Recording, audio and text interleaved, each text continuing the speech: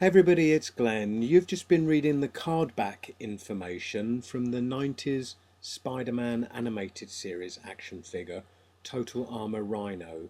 It's the spirit of that text that I wanted to capture in my latest custom action figure.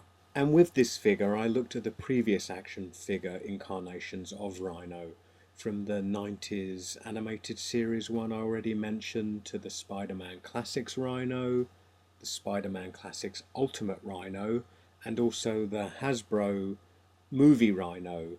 From those various action figures, I really wanted to blend the various armored components and introduce armored components onto the Marvel Legends Fearsome Foes Rhino, which is largely considered the best Rhino action figure. Yet that figure really is a classic representation of Rhino from a time when Rhino's costume purely consisted of wearing rhino hide, and it doesn't take into account the later additions that comic book artists introduced to Rhino, presenting him in various armored forms.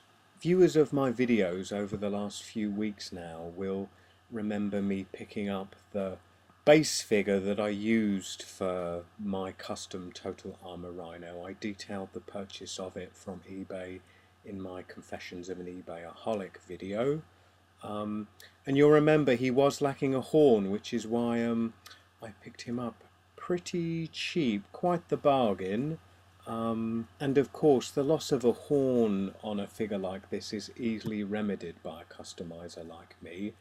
And it also provided me a base figure in which to complete this Total Armor project.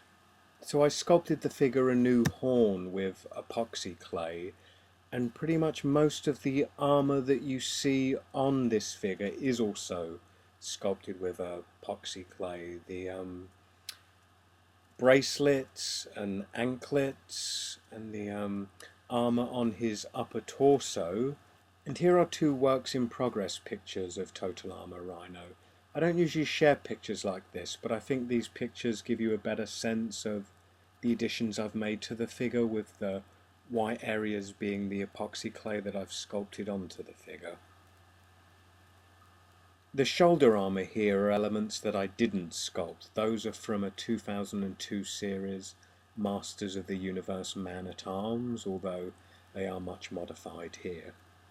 I did go back and forth in trying to decide if, like some of the previous incarnations of the Rhino figures, if I should include spiked shoulder pads, but ultimately I decided that the spiked shoulder pads would distract away from Rhino's horns, which ultimately that's what Rhino as a character is about, those huge horns on his head. Anyway, that's a bit of insight into Total Armor Rhino. I hope you've enjoyed looking at him. He is available for auction on eBay. Check out the link in the description below. And as ever, please comment, rate, and subscribe. Please let me know in the comments what you think of my Total Armor Rhino. Hopefully in pimping him out, I've improved upon him. And here he is chasing down Spider-Man. Run, Forrest! Spider-Man, run!